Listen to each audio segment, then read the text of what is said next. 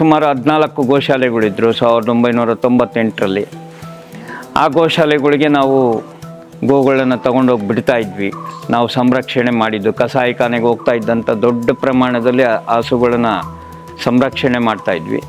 ಹಸುಗಳನ್ನ ಅಲ್ಲಿ ಬಿಡ್ತಾ ಇದ್ವಿ. ಆದರೂ ಅಲ್ಲಿ ಜಾಗ ಸಾಕಾಗ್ತಾ ಇರಲಿಲ್ಲ.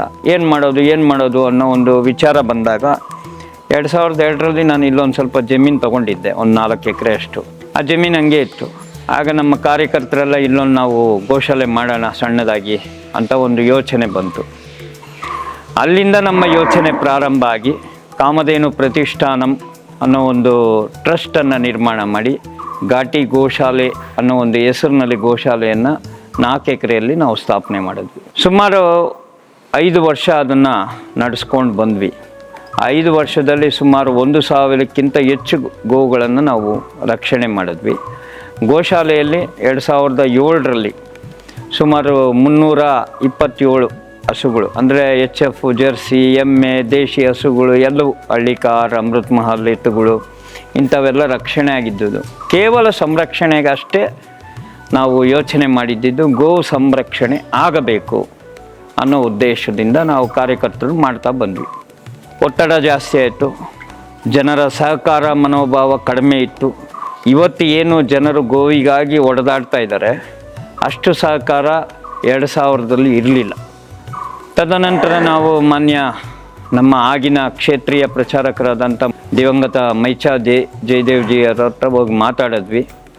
ಆಗ ಮೋಹನ್ ಕುಮಾರ್ಜಿ ಅಂತಿದ್ದರು, ಮಹಾನಗರ ಕಾರ್ಯವಾಹ, ಅವ್ರ ಜೊತೆ ಮಾತಾಡಿದ್ವಿ. ಅವರು 2-3 ಬಾರಿ ನಮ್ಮ ಟ್ರಸ್ಟಿನ ಒಳಗೆ ಬಂದು ನಮ್ಮ ಟ್ರಸ್ಟೀಸ್ ಏನು ನಾವು 24 ಜನ ಇದ್ವಿ ಅವ್ರ ಜೊತೆ ಎಲ್ಲ ಮಾತಾಡಿ ಕೊನೆಗೆ ಇದನ್ನು ಸಂಘಕ್ಕೆ ಕೊಡೋದು ಅಂತ ನಿರ್ಧಾರ ಮಾಡಿದ್ವಿ.